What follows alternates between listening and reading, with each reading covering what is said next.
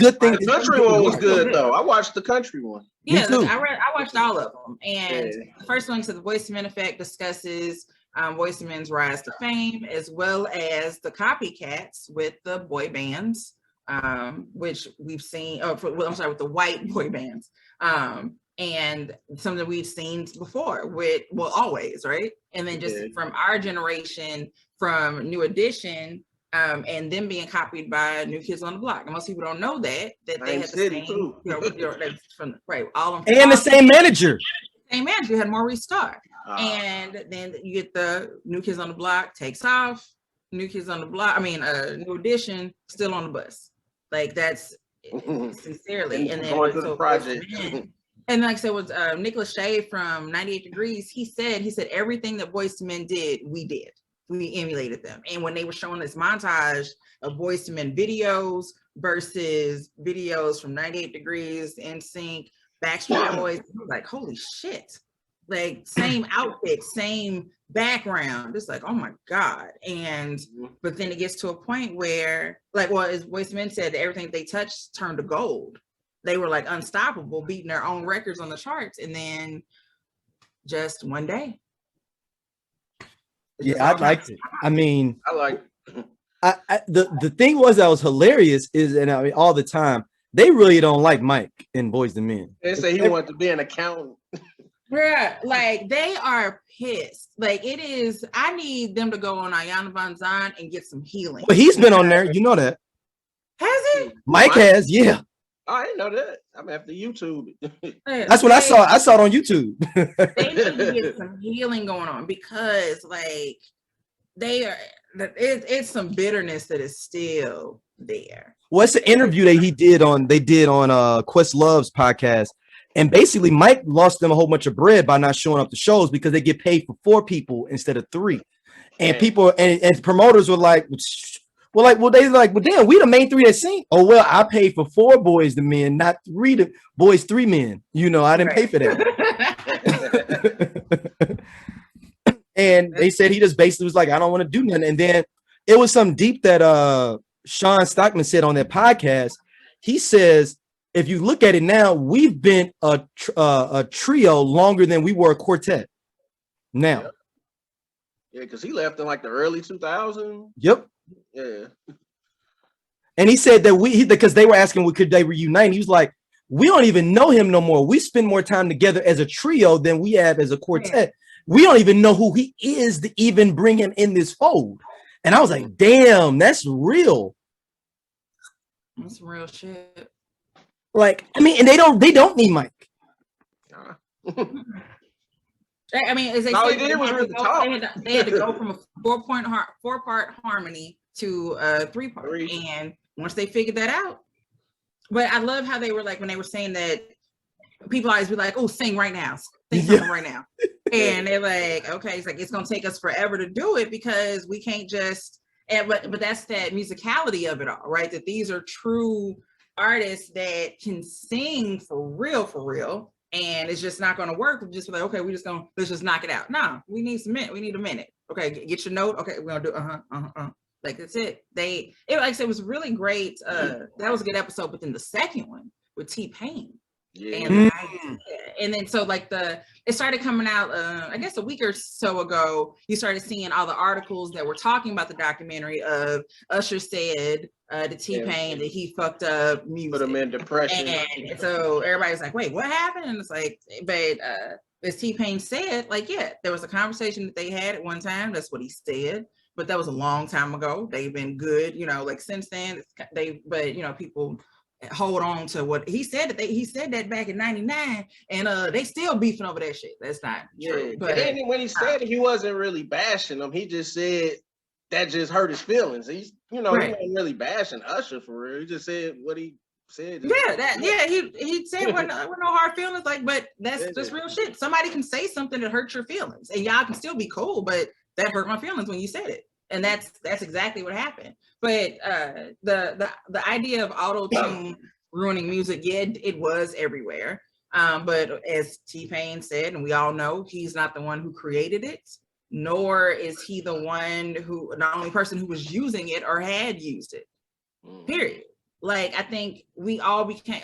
I didn't even think about Cher, right? For Cher's comeback or the comeback song, like was it Believe? Yep. And that song was every freaking way. And I think that was the first time that the world was aware of this thing that you could do.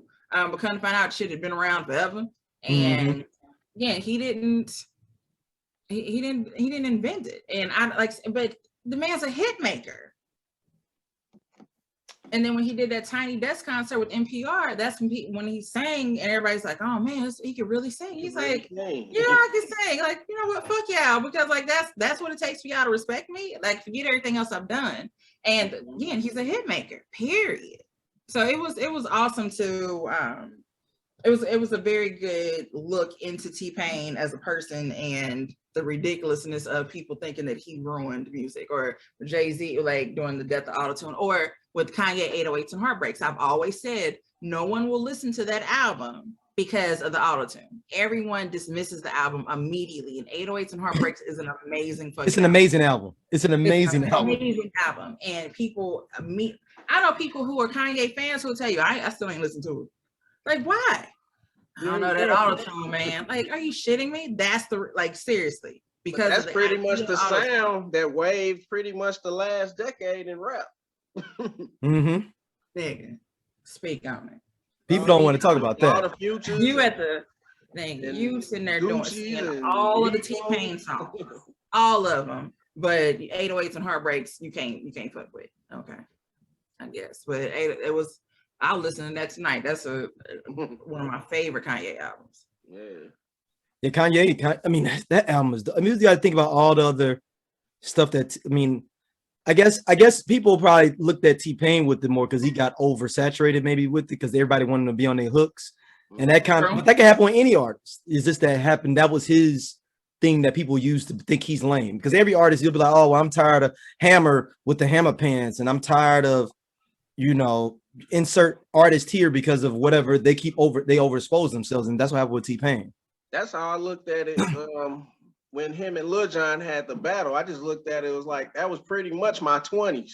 That was basically the crunk, all teens to early to mid 20s, and then that T-Pain and Dream era. Everything was all smooth and slow in the club, the snap era, For a while, I mean, Lil Jon was on everything. Pharrell was on everything. Everybody has that time when, because as we talked about before, there was a time when the Neptunes were everywhere. On every chart, every song was produced by them. Yep. Period. Like, you couldn't get away from it. And then hell, Drake, same shit, right? Like, I'm tired of Drake being Drake because he always on the thing. So but I guess I do get the idea, if this is your shtick, right? This is like, and you seem like a one-trick pony, no matter how great the song is. But does it matter though if you're one-trick pony? It's a lot of people that are one-trick ponies. They just don't mention them. They don't talk about that. That you can only do this one thing. It's a whole bunch of artists. You only want to hear the one verse on that one song, and that's the only time you want to hear from them. Yep. That's what it is. This is the music business. So I actually give T-Pain props for actually hanging around and being able to rejuvenate his career. Where people still want to listen to him and mess with him. And now he's becoming he's getting in that range now where he can go get money and be a novelty traveling act and like be able to be legacy and just be able to like, yo, I can just do my whole catalog and do them 7 songs and get paid. And that's really what an artist should want to get to. Maybe. 7 songs that people know that you could tour forever on. That's it. And you can get you 10 grand a month for a show, and you can live your life forever and ride to the sunset. That's 100 grand a year. It's like 100 grand a weekend in Vegas. That's what I'm saying. Just have that legacy. Having a legacy to be able to hold on to. So, and then he did a lot of production too, didn't he? Yeah, he wrote a lot of produced a lot of songs. A whole lot of stuff. So he's again, I think people don't trip off the fact, again, he was a hit maker.